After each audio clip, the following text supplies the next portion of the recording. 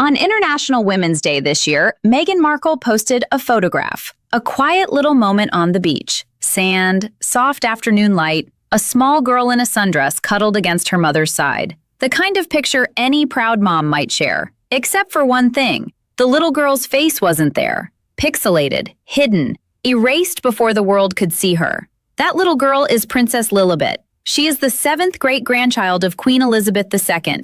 She is the namesake of one of the most famous women who ever lived, and by my best count, in the 5 years she has been alive, the public has seen her actual face clearly for a total of maybe 90 seconds. Across all photographs, all videos, all Netflix documentaries, all Instagram posts. 5 years of life, 90 seconds of visible face, maybe less. That is what I want to talk to you about today, because that little girl has an older brother, Prince Archie. He just turned 7 last month. And the math on him is even stranger. Even more difficult to explain to someone who hasn't been following this story for a decade. And the British public, after years of being told to mind their own business about it, has finally, this year, started doing something they were always going to do eventually. They have started counting. Counting the times these children have been seen, counting the gaps, counting the contradictions. And the count, when you actually do it, raises questions a lot of people have started asking out loud. I want to walk you through that count, not to gossip, not to invade, to genuinely look at what we know, what we don't know, and what the pattern of selective visibility around these two children might actually mean. Because something happened in December of last year that changed this story in a way most royal commentators have been quietly underplaying ever since. And we'll get to that. Let's start with the simple part. Who are we actually talking about here? Prince Archie Harrison Mountbatten Windsor, born May 6, 2019 at the Portland Hospital in London. He is, as of this month, 7 years and 1 month old. Princess Lilibet Diana Mountbatten Windsor, born June 4, 2021 at Santa Barbara Cottage Hospital in California. She turned 5 just 1 day ago. I want to add one more piece of context that often gets lost when people discuss these children casually. They are, both of them, in the official line of succession to the British throne. Archie is 6th in line. Lilibet is 7th. They sit just below their cousins George, Charlotte, and Louis in the order that would, in theory, govern the future of the British monarchy. That is not a small thing. That is a constitutional reality. These are not just Hollywood celebrity children. These are people whose existence is woven into the formal succession of one of the most consequential institutions in modern Western history. Their lives, in some deep legal sense, are not entirely private. They are part of a public record that goes back 1,000 years. The country has a stake in knowing who they are. Even if a particular section of the country could not care less about the monarchy, there is a long historical principle at work here that says future generations of British citizens have some right to know the people whose blood claims, however theoretically, a future relationship to the throne. The Sussex camp's strategy has been to act as if the children are entirely private American kids who happen to have famous parents. But that framing is, constitutionally speaking, only half true. Now I want you to think about what those two ages mean. A 7-year-old is not a baby. He's lost teeth. He's in 2nd grade. He has friends, opinions, favorite TV shows, things he's afraid of, things he loves. He is a fully realized small person. A 5-year-old is the same. She has her own personality, her own laugh, her own way of holding a crayon. These are not faceless infants we are talking about. These are children with faces, with identities, with recognizable human selves, and the world has barely seen either of them. Let me put it in concrete terms. Princess Charlotte, William and Kate's daughter, is 11 years old. By the time Charlotte was 5, the world had seen her face at her brother's school first day, at Trooping the Color multiple times, at 3 royal weddings, at the Queen's birthday celebrations, at numerous official engagements in formal portraits, in informal Instagram posts from Kensington Palace, on the Buckingham Palace balcony. By age 5, you could pick Princess Charlotte out of a crowd. You knew her face. You knew her smile. She was a known, small person. Prince Archie has been seen in public, properly, with his face visible, approximately 4 times in his entire life. 4. By the time his father was the same age, his face had been on every front page in Britain for years. Prince Lilibet has been seen even less. There is a generation of British royal watchers who could not, if you put them in a lineup, reliably pick Lilibet Sussex out from any other blonde 5-year-old. That is not a small thing. That is, when you actually sit with it, an extraordinary thing. And here is the bit that, when I started looking at the public record, genuinely surprised me. The Sussex camp's privacy strategy isn't even consistent. It isn't a clean, principled choice. It is, when you look at the actual data of when faces have been shown and when they haven't, deeply selective.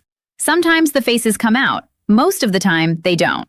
And the pattern of when they do come out is the most interesting thing about this whole story. Let me walk you through it. In May 2019, when Archie was born, Harry and Meghan broke royal tradition. Royal tradition is that you bring the newborn out of the hospital and present them on the steps in front of the photographers, the way Kate did with George, Charlotte, and Louis. The Sussex camp said no to that. They waited 2 days. Then they did a controlled photo opportunity in a private room at Windsor Castle. The world finally saw Archie's tiny face, briefly, for about 30 seconds of careful press exposure. And then, nothing. Until Christmas of that year, when they released a holiday card with Archie's face visible. After that, for the next 2 years, almost nothing. Brief baby pictures in the 2022 Netflix documentary. A glimpse here, a glimpse there. Then, back to the wall. Lilibet's pattern is even stranger. She was born in June of 2021. The world did not see a single photograph of her until December of that year. 6 months. 6 months of no photographs of a princess of the United Kingdom, who was, at the time, 6th in line to the throne. They eventually released one image in their holiday card. And then, for a year, almost nothing. They released a single picture for her first birthday. And then, again, 2 full years of silence. No photographs of either child during all of 2023. Almost none during 2024. The 2024 holiday card was the first proper look in 2 years.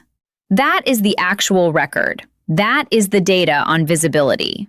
And the pattern, if you stare at it long enough, isn't a pattern of privacy. It is a pattern of staged scarcity. Visibility doled out on the family's terms, in carefully chosen moments, around carefully chosen marketing rollouts. Holiday cards, documentary releases, significant brand moments. The faces appear when there is something to sell or promote. The faces vanish when there isn't. Now, I want to be fair here, because privacy for children is a real and serious thing, and I take it seriously. Every parent has the right to make choices about how their children appear in public. Harry and Meghan have said repeatedly that they want their kids to have a normal childhood, free from the press intrusion Harry himself suffered as a boy. That is, on its face, a defensible position. A position you could imagine Diana herself having taken if she had been able to. And if the Sussex camp had simply gone completely dark on the kids, never showing them, never mentioning them, never trading on their existence in any commercial way, I would respect that choice completely. Many of us would. But here is where the story gets complicated, and where the British public's growing frustration starts to make a kind of sense that even Sussex sympathetic viewers should be able to see. Because the children, in fact, have been used, repeatedly, in specific commercial contexts, while being kept simultaneously hidden from the broader public. Think back to the Netflix documentary in 2022. There were baby pictures of Archie. Sweet, intimate baby pictures, used as part of the emotional narrative of the show. A show that paid Harry and Meghan tens of millions of dollars. The babies were content. The babies were storytelling. The babies were, in the most direct sense, monetized. Then, in October of last year, Meghan posted a sped-up Instagram time-lapse of the family carving Halloween pumpkins. The kids' blurry faces were briefly visible in the background. It was framed as a casual family moment. It also coincided, not at all incidentally, with the relaunch of the As Ever brand and a wave of lifestyle content marketing. The post got millions of engagements. The children were, again, content. Then, Disneyland for Lilibet's 4th birthday last June. Faces obscured by emojis. But the trip itself, the existence of the trip, was content. The pictures themselves, even with the faces hidden, drove enormous engagement and press coverage. The children were used as the marketing event for a lifestyle brand mother whose audience eats up the idea of her as a perfect Californian parent.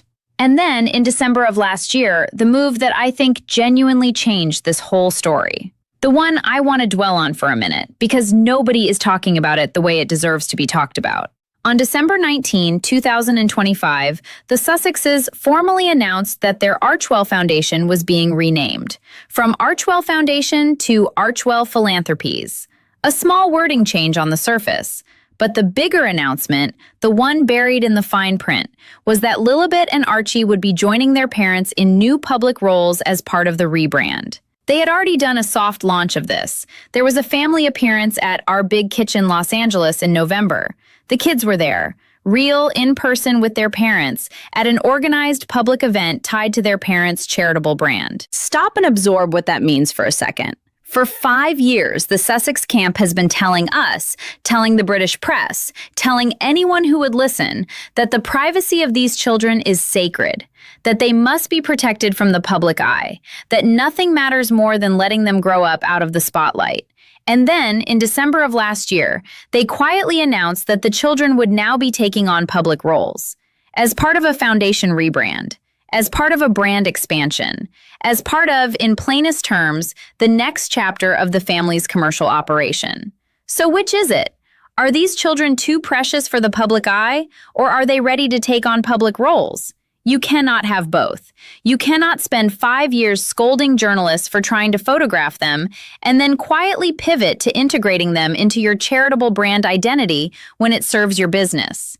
That isn't privacy. That is timing. That is strategy. That is a calculation that has been made by people whose names we don't know about when these children become useful as part of the broader Sussex commercial narrative. And I think a lot of British viewers watching this unfold finally crossed a line, because there is something deeply uncomfortable about the asymmetry. The privacy was sacred when it suited the brand. The visibility became fine when that suited the brand instead. And the people whose lives are most affected by all of this are the two small humans at the center who do not get a say in any of it. Not their faces being hidden, not their faces being shown.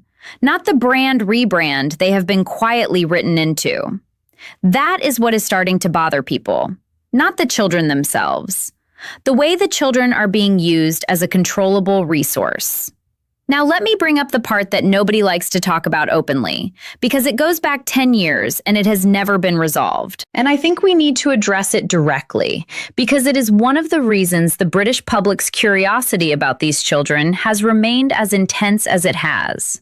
There has been, since around 2019, a quiet but persistent set of questions about Archie's paternity. Most of it whispered. Most of it never said outright. But it has lived in comment sections, in royal gossip threads, in late-night British tabloid speculation, for the better part of a decade. There was a moment, very early in Archie's life, when Prince Harry made a comment that struck a lot of people as strange. He said the baby had changed so much in just 2 weeks. The baby, at the time of the comment, was officially 2 days old. A small slip. Possibly a misspoken father exhausted by sleep deprivation. Most likely nothing. But that comment, combined with the unusual privacy patterns around Archie specifically, gave oxygen to a rumor that has refused to die. People started asking questions about the birth certificate, about hospital records, about why the early baby photos showed a child who looked, to many observers, very different from his official birth date. None of it ever got resolved. Harry and Meghan never directly addressed any of it. They simply moved on. And the absence of resolution let the speculation breathe. I am not, to be clear, endorsing that speculation. I have no way of confirming any of it. And the children themselves are not responsible for any of the questions that adults have asked about their parents' choices. But the speculation matters for one reason and one reason only. It matters because it is one of the engines that keeps the public curiosity high. Every time these children are hidden from the cameras, the speculators take that hiding as confirmation of their theories. Every time the family produces a controlled photograph, the speculators tear it apart looking for evidence. Every time a face is blurred, the question gets louder. Why? The Sussex camp, in choosing to never address those rumors directly, has guaranteed they will follow these children for the rest of their lives. That is the cost of silence on those particular questions. Silence is not a denial. Silence is a vacuum, and vacuums get filled. Now let me move to a part of this story that, for me, is genuinely the saddest, and it has nothing to do with rumors. It has to do with the British family these children may never really know. Before I get to that, I want to give credit where it is due. There is one grandparent who has been deeply, consistently, lovingly present in these children's lives. Meghan's mother, Doria Ragland. By every report from the family, she sees Archie and Lilibet often. She lives just 2 hours away from Montecito, in the View Park, Windsor Hills neighborhood of Los Angeles. And the trip up the coast for grandparent visits is, by all accounts, a regular feature of the children's lives. Doria has been photographed at the family's home. She joined them on the Disney trip last year. She has been there for birthdays. She is, in the most uncomplicated way, the grandmother these children actually know. That matters. Children need grandparents. And on that count, on the maternal side of the equation, the Sussex children have what they need. Doria Ragland, by every available account, is a steady, warm, loving presence. I am not going to take anything away from that. It is real and it is meaningful, and it is part of what makes the home life in Montecito work. But the imbalance is exactly what makes the British side of the equation feel so painful by comparison. Because these children have, in theory, 3 other living grandparents on Harry's side of the family. King Charles, of course, but also Doria's role is mirrored by absence on the paternal side. Diana, of course, is long gone. But the Spencer family on Harry's mother's side, the great-uncles and great-aunts, the cousins, the wider network of British blood and history, are entirely absent from these children's day-to-day lives. They have one grandmother who knows them. They have an entire side of a family they barely know exists. And the gap between those two halves is not getting smaller. It is, with every year, getting wider. By the time Princess Charlotte was 5, she had spent significant time with her grandfather, then Prince Charles, now King Charles. She had been to Sandringham at Christmas with him. She had attended garden parties at his estates. She had genuine, regular, in-person time with the man who is one half of her ancestry. By the time her brother George was 5, the same was true. The royal family, whatever its dysfunctions, made sure these children spent time with the people who shaped their British identity. Their grandfather, their great-grandmother while she was alive, their cousins, their aunts and uncles, the whole web. Archie, by my count, has been to the United Kingdom 3 times in his life. Lilibet has been once. King Charles, by every available account, has met his granddaughter exactly once, in person, for a few minutes, when she was just shy of 1 year old, during the late Queen's Platinum Jubilee in 2022. He has not seen her in person since. She is now 5. Think about that for a second. The King of the United Kingdom has met his own biological granddaughter once. Once in 5 years. He is fighting cancer. By every reasonable royal watching projection, his time is more limited than anyone expected when he took the throne. And the granddaughter he has met one time is being raised 4,000 miles away by a couple who keep her face off the internet and her body off the airplanes that would bring her to see him. And there is a moment in this longer story that I think historians will look back on as the symbol of the entire pattern. In September of 2022, when the late Queen passed away, the world watched her funeral. It was, by any measure, the largest royal occasion of the modern era. Millions of people lined the streets. Heads of state from every corner of the earth attended. And among the small, intimate family group inside Westminster Abbey, all of the late Queen's great-grandchildren were present. All of them. George, Charlotte, even little Louis, even Mia and Lena Tyndall, even the cousins on Princess Anne's side, all except 2. Archie and Lilibet were not there. They remained in California, did not fly over for the funeral of their great-grandmother, the woman whose name Lilibet had been given less than a year and a half earlier. I am not suggesting that small children should be required to attend funerals. There is an argument for protecting young kids from the gravity of such events. But the absence was striking enough that for many in the British public, that funeral became the moment they stopped expecting these children to be part of the family story at all. The decision not to fly them over for the Queen's burial was, in many minds, the decision that drew a line. From that moment on, the children belonged to one half of their heritage in a way that could not easily be undone. I am not going to assign blame for that. Family is complicated. Estrangement is real. There are presumably reasons. But the bare fact of it, the geometry of a king and a granddaughter who almost never see each other in person, is one of the quiet tragedies of this whole story. And I think a lot of British viewers, especially older ones who grew up with the late Queen as a kind of national grandmother, feel that absence keenly. The British public did not get to watch these children grow up. They did not get to know them. And the children, in turn, did not get to know the country half their bloodline belongs to. Whose loss is that? Everyone's, I think. Most of all, the children's. Let me share one detail that, for me, drove this whole story home. In one of the few public videos where you can see the children with any clarity, Archie has the most extraordinary head of red hair. Bright, unmistakable, pure hairy. Pure Diana. Pure Spencer family genetics. The same red hair that ran through his grandmother's line and his father's. And when you see it, just for that brief second of unblurred footage, you realize something. This child looks like his British family. He carries it in his very hair. In a way that is genuinely, visibly, undeniably true. And he is being raised entirely separate from the side of his family that produced that genetic fingerprint. That is a loss for him, eventually, when he is old enough to understand it. He is going to grow up. He is going to look in the mirror at 15, 16, 17, and see his grandmother's hair, Diana's hair, the Spencer hair. And he is going to wonder why he was raised on the other side of the ocean from everyone who looked like him. That is going to be a conversation his parents are going to have with him eventually. And I do not envy them having it. Now, I want to pause here because if you have been following along and the questions are starting to genuinely matter to you, you are not alone. And if you want this channel to keep looking at the stories around these children with the seriousness they deserve, do me one small favor.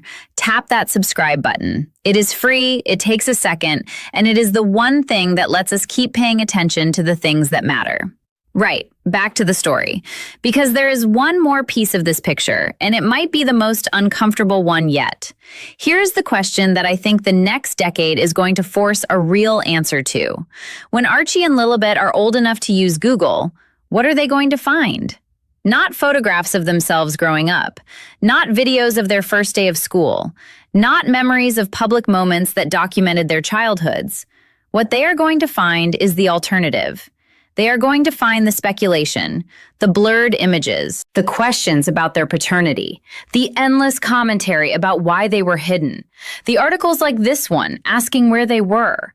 That is going to be the digital record of their early lives, and they had no say in it. Their parents made a choice to hide them. That choice produced a vacuum of public information. The vacuum filled with speculation. The speculation will be the first thing those children find about themselves when they start looking. Not the truth, not the love, not the careful, protected childhood their parents wanted to give them. The speculation. The blurred faces, the pixelated absences. I think about that a lot. I think about whether that is genuinely the gift their parents thought it would be. There is another version of this that could have happened. A version where the Sussex camp did what many families in their position have done. Released a careful, dignified, controlled stream of photographs over the years. Showed the children at reasonable intervals. Made them recognizable to the public. Let the public watch them grow up the way the public watched George and Charlotte and Louis grow up. Built a normal, healthy, low-pressure visibility into their childhoods. In that version of the story, the children's eventual Google search returns family photo albums, not vacuum, not speculation. That version was available. That version is what the working royal family does, broadly, with its own children. That version is what Princess Anne did with her grandchildren. That version is what Prince Edward and his wife did with theirs. Privacy with sensible visibility. Protection without total erasure.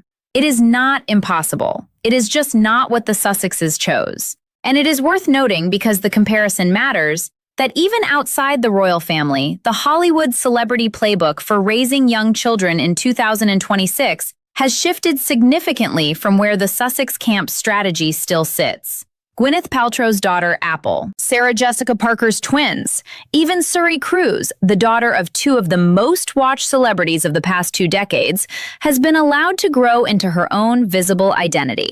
There has been a quiet evolution among A-list parents toward what you might call calibrated visibility. The children are visible enough that they have their own public selves. They are protected enough that the press cannot exploit them. The balance has been struck, by trial and error, by an entire generation of celebrity parents who have figured out what works and what doesn't. The Sussex approach, in 2026, looks oddly trapped in an earlier era, as if they are still running a privacy strategy designed for the early 2010 seconds, when the calculation was simpler: hide the children completely, trust the public to forgive the absence, trust the press to lose interest. None of those assumptions has aged well. The children have not gotten less interesting as they have grown older. They have gotten more interesting. The press has not lost interest. It has, if anything, sharpened. And the public has not forgiven the absence so much as become curious in ways that the Sussex camp does not seem to have anticipated. And then there is the school question, which is, by some measures, the most tantalizingly unanswered piece of this whole puzzle. Because Archie is, as of this month, 7 years old. He is, by every American standard, in school, either kindergarten or first grade, depending on his birthday cutoffs. Somewhere in Montecito or the broader Santa Barbara area, there is a school, with teachers, with classmates, with school photographs, with Halloween parties, with pickup and drop-off routines that other parents observe, with friends' birthday party invitations. And nobody publicly knows where it is. There has been remarkably little reporting on this very basic fact. Some outlets have speculated about specific private schools in the area. None of it has been confirmed. The Sussex camp has been able to keep the schooling question entirely under wraps. That on its own is a remarkable feat of media management. Most celebrity children's schools become known eventually, even if the names are not widely publicized. Other parents talk. Photographs leak. Annual school events get covered, but not these two.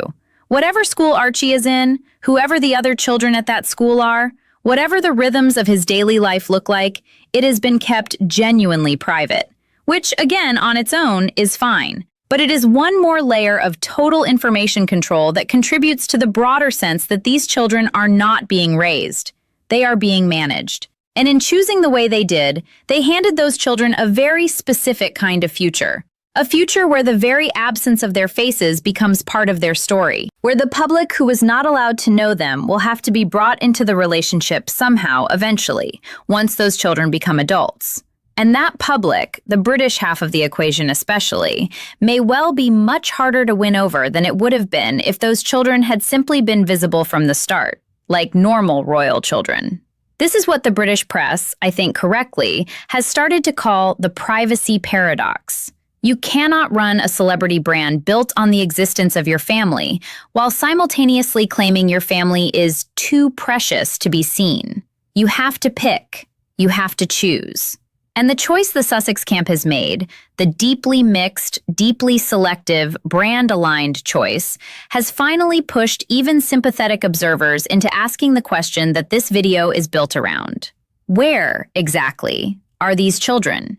So let me give you my honest answer to that question, based on everything I have laid out for you here. The children are in California. They are growing up in a luxurious compound in Montecito. They have a wonderful grandmother on their mother's side, Doria Ragland, who reportedly visits often.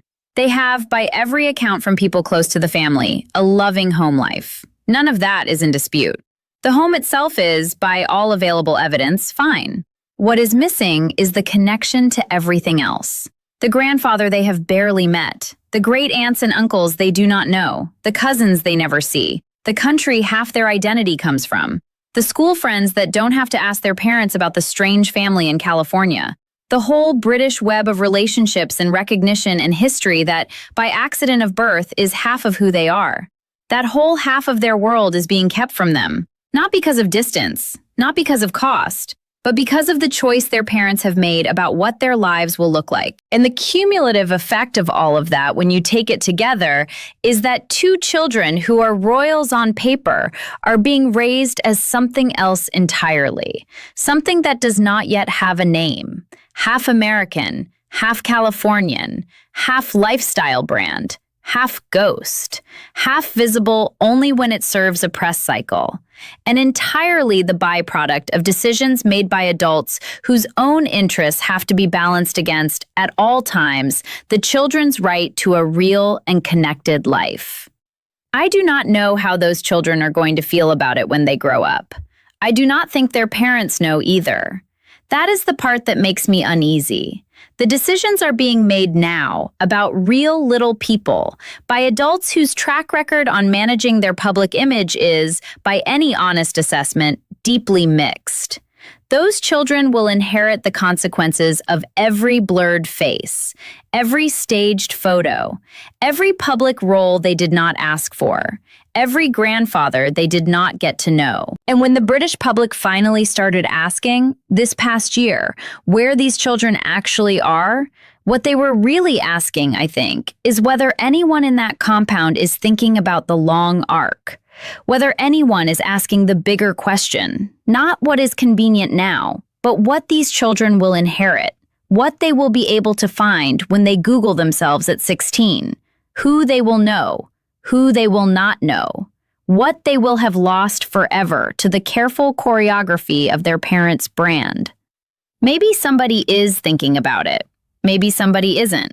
From the outside, looking at the public record, watching the patterns of selective visibility, watching the December rebrand turn the children into named participants in the family's charitable enterprise, I genuinely cannot tell. And the not being able to tell is, increasingly, the problem. These children deserve better than to be the variable in someone else's marketing strategy. They deserve to know their British grandfather while he is still here to know. They deserve to have the public, when it eventually meets them as adults, recognize them as human beings rather than as the legendary hidden Sussex children. They deserve to be allowed to choose, when they grow up, what their relationship with the public actually looks like. And every blurred photograph posted today is, in some small way, taking that future choice away from them. That is what the British public is asking when it asks where Meghan's children are. Not for the address, not for paparazzi photos, just for some kind of evidence that someone, somewhere, is genuinely thinking about what these two small people are going to inherit. The way that question is being answered, week by week, month by month, is the part that keeps the question itself alive, and it is not going away anytime soon. The longer those faces stay hidden, the louder the question becomes. The more those children get woven into the Sussex commercial brand without ever being given proper public identities of their own, the harder the eventual reckoning will be. And one day, both of them are going to be old enough to ask their own questions about all of this. To their mother, to their father, to anyone who can answer. I do not envy whoever has to give them the answers. If you want to see the full timeline of every Sussex children appearance, every blurred photograph, every disputed birth detail, the videos on your screen go further into the record than anyone has so far. Click them when you're ready. And the children, when they grow up, may one day go looking at the same record too. They may, when that day comes, ask themselves the question the British public has been quietly asking all along. Why were we hidden so completely? Why did our parents make our absence the most defining feature of our childhoods? And what part of our own story did we lose because of it? Those are the questions that no spokesperson, no press release, and no carefully managed Instagram post will ever quite be able to answer for them.